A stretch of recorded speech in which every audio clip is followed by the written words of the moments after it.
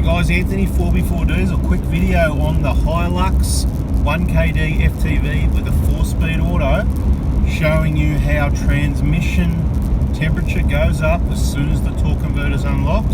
And if you just take a little bit of care of understanding when the torque converter is locked, you'll be able to keep your transmission cooler, which means it keeps your oil in good condition, which means the oil can protect the transmission and really have it last indefinitely, because they are really awesome transmissions. We're on the 110 zone on the Calder Highway, Melbourne to Bendigo Road, bada bing. We've got a 17-degree intake air.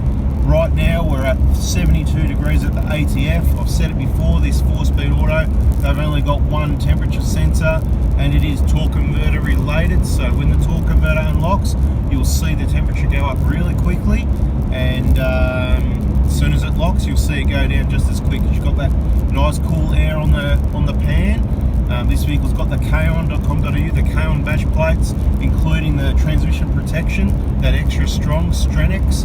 So that obviously doesn't block the airflow because it works really well. And you've of course got the standard cooling through the radiator, no transmission cooler. So without further ado, let's have a look at the scan gauge too and see what the transmission temp is. Currently on 71. We're just going to cruise along using our foot to control the speed for a few minutes, and then we're going to set the cruise control and show you what happens. So the situation is, as you can see, cruising along, everything's happy. 2000 revs, 4-speed auto, torque converter locked, fairly flat road, slightly undulating. If you know you're coming to a hill, you can give your foot a bit of a squeeze. Now these 4-speed autos, they are pretty well known for they don't like to keep the torque converter locked too well. The torque converter will also lock in these 4 speeds in third, and it's also pretty difficult to get it to lock and to tell when it's locked, so you're going to need to get some practice at that. So about 80 k's is the happy speed in these vehicles, in my opinion, with a 4-speed auto. But you can see we're cruising, we're going up a slight hill, ever so slightly, a few bumps here and there. Got my assistant holding the camera there. Thank you very much for the assistance. And bada bing, bada boom, this lane is running out. Nothing exciting happening here. Sort of messed with the plan a bit, but what happened is the road's a little bit damaged just from a bit of water, we can't build roads well enough that they can handle a bit of water and they don't deteriorate and fall to pieces type thing. So the situation is we have to slow down to 60, and some vehicles obviously like to go even slower than that. So it messed with the plan. Once we're cruising again, cruising altitude, we'll continue what we're doing. Right, so business as usual, cruising along. We can keep the temp around the 70, 69, 70, all that sort of thing. We put the cruise control on. As soon as we come to the slightest undulation, this is going to demonstrate how fast. Now you've got the torque converter heat in the top right hand side on the scan gauge. See, it says ATF. Torque converter's unlocked in 4th gear, it's slipping away. We're on a slight undulation, you can see we've already got 79. Keep in mind that's not really the pan temp, that's the oil, the hot oil coming off the torque converter, right? We're just going to move over lanes again while you watch that. I'll just tell you, we're driving, we got lock again, okay? So we've come to some flatter ground finally. That actually locked up pretty well that time, not too bad. So 80 degrees. Alright, so it only went up, didn't go up too much at all, and you watch how fast it drops, because remember, it's only the pan temp. So as long as it locks again. Now what if the hill's a bit longer or the undulation goes for longer? Tell you what happens, you can just keep watching that temperature go up, up, up, up, up. Now this is boring because it's flat ground and the torque converter's locked, 2000 revs in 4th. So let's wait for the next hill and see what happens. Until then, you can expect the ATF to drop closer to 70 degrees. All depending on the ambient temp. Currently 18 degrees, as you can see, bottom left corner. If you watch my videos, particularly the ones in the transmission playlist, either I'm dreaming or 69 is my lucky number, okay? See the ATF, 69. I could hold this there all day, and do you reckon it's a coincidence? I'm pretty sure the 120 does this, doesn't it? So it's definitely my lucky number, because a couple of my favourite vehicles sit on 69. Even though the operating temp of the engine and the coolant's 86, and the transition temp's running through that tank and the radiator, cooling it down between the air cooling and going through there, heating it up, because that is heating up. Oh, not so lucky now. It's even getting cooler than 69 with the torque converter locked. So obviously you don't need a transmission cooler, you need to keep the torque converter locked. And if you can't do that, then you might need a transmission cooler. Still no torque converter unlock yet, but I can tell you what happens, all right? 67 degrees it went down to because the engine coolant was on the lower side while it wasn't working, 85, 86 like now. And as we go up a hill and the engine coolant gets warmer because the diesel engine is working, and it is working, it's making heat, the EGTs are up a bit more.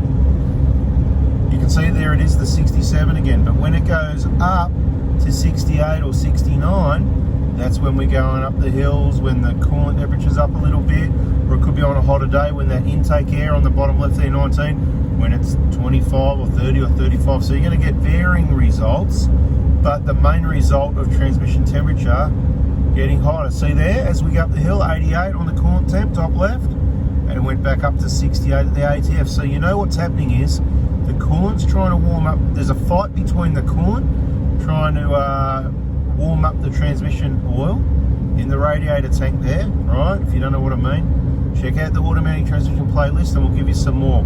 Things are about to get a bit cooler, mark my words. We're going down a hill now that the coolant's going to drop, and you'll probably see the ATF drop as well. I don't think the air will drop, but then cold air goes down in the valley, so the air might even drop. I don't think the alternator voltage will drop, but it's all very important stuff for you to watch. And soon we're going to get to a slight undulation and the torque converter will unlock, and you'll see that heat climb in that ATF, that torque converter, right? So understand the two factors. The cooling factor is the air on the pan, which works quite well. That's what's keeping it down to 67. Otherwise it would quite simply just be 84. It'd have no other choice but to become like what's around it. The transmission oil is getting pumped into a little tank in the radiator, which is surrounded by the coolant, which is currently, like I said, 83 down a hill. See, engine not working down a hill, right? So when your coolant's at 83, that's when your engine's working the least, and every degree above that, it's just starting to work, 84 normal, 85 normal, 86 normal, 87 working a bit more but normal, 85 normal, working a fair bit, 89 working a fair bit more, 90, that's kind of your maximum normal operating temperature. So unless you've got blocked airflow, high temperatures, or you're working it hard, from 90, it's time to back it off a bit. Look, what do we see? Look at the coolant. Look at the ATF, 65. Just shows that 83 degree coolant dropping and the ATF temp dropped with it. See, isn't this amazing information? Aren't you glad you stuck around? That's why I have scan gauges on the dash of the vehicles, for my own self-education and experience, so I can understand the vehicles better to help you guys with all your problems, and so that I can show you as well, because guess what, there's only one of me and there's hundreds of thousands of you, and one day it'll be millions. So we need to use all these tools. So bada bingo, waiting for this hill to get this torque converter unlocked. So we've got the torque converters being unlocked for only about, how long, 10, 15 seconds.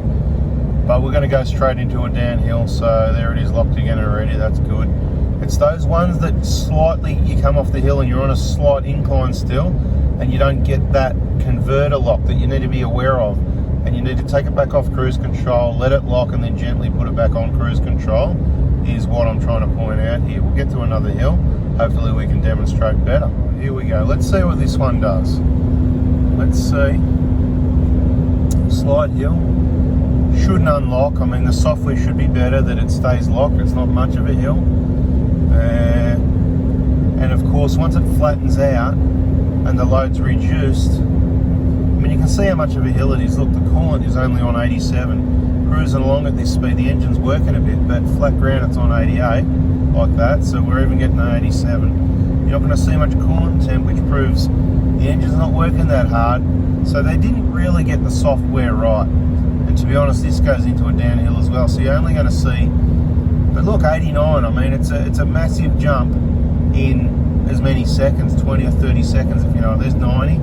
The point is, you go up a hill, it'll just stay like that. It'll just keep climbing and climbing, and that's probably a better example going the other way, to be honest. But we do have a bit of a tailwind today. Maybe that's what's helping us. Hey, at least I'll get some good fuel economy, right? Alrighty, so downhill, it's cooled down pretty quickly. Up a hill, down a hill. They're only slight undulations, but up a hill, down a hill. The 22 Prado would stay locked. The 5-speed in the Prado would stay locked on a lot of these hills, but not all of them either. So they didn't get the software spot on in that either, but that's okay. You can see we're back down to about There it is unlocked again, right? Bada bing. So the point I want to make is, just watch that temperature for a minute there, and let's just see where it gets to. This really isn't the most ideal hill either to be able to, we're coming up to a flat section. If it locks, I'm going to pull the pin on this video and say, refer to the automatic transmission playlist. There's lots more videos in there. There will be more of these. There'll be more other examples. It's about to lock, right? So we're going to give it away. Anyway, so as you can see, I'm just demonstrating the torque converter is what clearly makes the heat. Keep it locked, keep it cool. Keeping it locked is much cheaper than, transmissions. Keeping it cool, look after the oil to look after the transmission. Personally, I think a scan gauge is a much better investment. It's cheaper, it's easier to install, and it's got other uses besides looking after your transmission. You can see your coolant temp, you can see other readings. If you get engine light, DTCs, diagnostic trouble codes, you can scan, see what the codes are, clear the codes, which you already know. I believe every person that travels or that doesn't want the inconvenience of going to see a technician, which there's a shortage of, to be able to scan it. So, scan gauge or something like that, especially something, make sure it's got the transmission temp, in my opinion, and you want that anyway because you've seen these videos. Check the transmission playlist, guys. I hope you liked it. Hit the like button, guys and girls. Subscribe, turn the bell on. Catch you on the next one. See ya.